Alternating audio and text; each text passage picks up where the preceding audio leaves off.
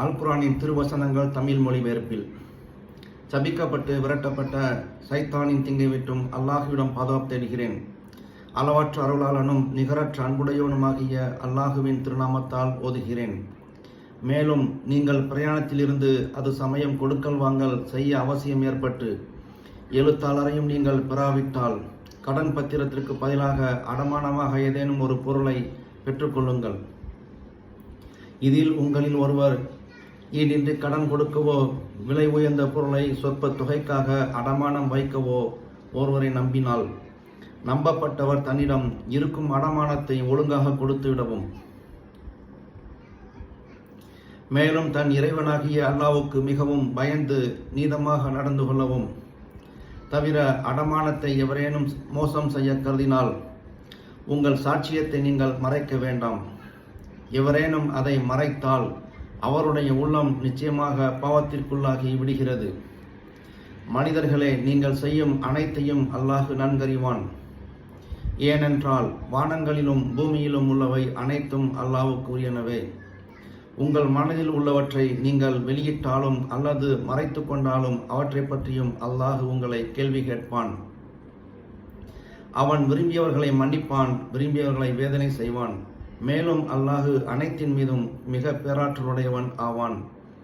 மனிதர்களே, நம் தூதர் தம் இறைவனிடமிருந்து தமக்கு அருளப்பட்ட வேதத்தை மெய்யாகவே நம்பிக்கை கொள்கிறார். அவ்வாறே மற்ற நம்பிக்கையாளர்களும் நம்பிக்கை கொள்கின்றனர். இவர்கள் அனைவரும் அல்லாஹுவையும் அவனுடைய வானவர்களையும் அவனுடைய வேதங்களையும் அவனுடைய தூதர்களையும் நம்பிக்கை கொள்கின்றனர். தவிர அவனுடைய தூதர்களில் எவரையும் தூதர் அல்ல என்று நாங்கள் பிரித்து நிராகரித்து விடமாட்டோம் என்றும், இறைவனே, உன் வேத வசனங்களை நாங்கள் செவியுற்றோம், உன் கட்டளைக்கு நாங்கள் கீழ்ப்படிந்தோம், எங்கள் இறைவனே, நாங்கள் உனது மன்னிப்பை கோருகிறோம், உன்னிடம்தான் நாங்கள் சேர வேண்டியிருக்கிறது என்றும் கூறுகிறார்கள். அல்லாஹ் ஓர் ஆத்மாவை அதன் சக்திக்கு மேல் நிர்பந்திப்பதில்லை. அவை தேடிக்கொண்ட நன்மை அவற்றுக்கே பயனளிக்கும், அவை தேடிக்கொண்ட தீமை அவற்றுக்கே கேடு விளைவிக்கும். எங்கள் இறைவனே, நாங்கள் எங்கள் கடமைகளை செய்ய மறந்துவிட்டாலும் அல்லது அதில் தவறிழைத்து விட்டாலும் அதை பற்றி நீ எங்களை குற்றம் பிடிக்காதே. எங்கள் இறைவனே, நீ எங்கள் மீது கடினமான கட்டளைகளை விதித்து வலுவான சுமையை சுமத்தி விடாதே. எங்களுக்கு முன்னிருந்தவர்கள் மீது கடினமான கட்டளைகளை நீ சுமத்தியவாறு சுமத்தாதே. எங்கள் இறைவனே, நாங்கள் தாங்க முடியாத சிரமங்களை எங்கள் மீது சுமத்தி விடாதே. எங்கள் குற்றங்களை அழிப்பாயாக, எங்களை மன்னிப்பாயாக, எங்கள் மீது கருணை புரிவாயாக. நீதான் எங்கள் பாதுகாவலன். ஆகவே உன்னை நிராகரிக்கும் கூட்டங்கள் மீது வெற்றி பெற நீ எங்களுக்கு உதவி புரிவாயாக.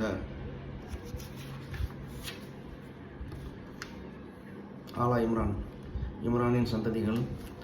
அளவற்ற அருளாளனும் நிகரற்ற அன்புடையவனுமாகிய அல்லாஹுவின் பெயரால் ஓதுகிறேன். அலிஃப் லாம் மீம். அல்லாஹு அவனை தவிர வணக்கத்திற்குரியவன் வேறு எவனும் இல்லை. அவன் நிரந்தரமானவன், என்றும் நிலையானவன். நபியே, இதற்கு முன்னுள்ள வேதங்கள் யாவற்றையும் உறுதிப்படுத்துகின்ற முற்றிலும் உண்மையை கொண்டுள்ள இவ்வேதத்தை அவன்தான் மீது இறக்கி வைத்தான். இதற்கு முன்னரும் மனிதர்களுக்கு நேர்வழி காட்டியாக இருந்த தௌராத்தையும் இஞ்சிலையும் அவனே இறக்கி வைத்தான். மேலும் நன்மை தீமைகளை பிரித்தறிவிக்கக்கூடிய மற்றவற்றையும் அருள் புரிந்திருக்கிறான். ஆகவே எவர்கள் அல்லாஹுடைய அவ்வசனங்களை நிராகரிக்கிறார்களோ அவர்களுக்கு நிச்சயமாக கடினமான வேதனையுண்டு. அல்லாஹ் அனைவரையும் மிகைத்தவன், தீயவர்களை தண்டிப்பவன். நிச்சயமாக பூமியிலோ வானத்திலோ உள்ள எதுவும் அல்லாஹ்வுக்கு மறைந்ததல்ல. அவன்தான் கற்பப்பைகளில் தான் விரும்பியவாறு உங்களை ஆணாக பெண்ணாகவோ உருவம் அமைக்கிறான். அனைவரையும் மிகைத்தவனும் ஞானமுடையவனுமான அவனை தவிர வணக்கத்திற்குரியவன் வேறு யாரும் இல்லை. நபியே, அவனே இவ்வேதத்தையும் மீது இறக்கி வைத்தான். இதில் முற்றிலும் தெளிவான பொருள் கொண்ட வசனங்களும் இருக்கின்றன. இவைதான் இவ்வேதத்தின் அடிப்படையாகும். மேலும் உங்களுக்கு முழுமையான பொருள் தெரிய முடியாத வசனங்களும் இருக்கின்றன. எவர்களுடைய உள்ளங்களில் மாறுபாடு இருக்கிறதோ அவர்கள் தெளிவற்ற பொருள்களுடைய வசனங்களையே தேடி பின்பற்றுவார்கள். குழப்பத்தை உண்டு பண்ண கருதியும் அதை தங்களின் தவறான நோக்கத்திற்கேற்ப மாற்றுவதற்காகவும் இவ்வாறு செய்கின்றனர். ஆயினும் இதன் உண்மை கருத்தை அல்லாஹ்வை தவிர ஒருவரும் அறிய மாட்டார். உறுதிமிக்க கல்விமான்களோ அதன் கருத்து தங்களுக்கு முழுமையாக விளங்காவிட்டாலும் இதையும் நாங்கள் நம்பிக்கை கொண்டோம். இவ்விருவகை வசனங்கள் அனைத்தும் எங்கள் இறைவனிடமிருந்து வந்தவைதான் என்றும் கூறுவார்கள். அறிவுடையவர்களை தவிர மற்ற எவரும் இவற்றை கொண்டு நல்லுபதேசம் அடைய மாட்டார்கள்.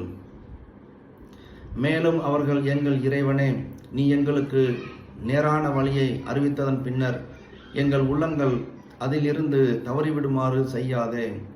உன் அன்பான அருளையும் எங்களுக்கு அளிப்பாயாக. நிச்சயமாக நீயே பெரும் கொடையாளி. ஸதக்கல்லாஹுல் அலீம்.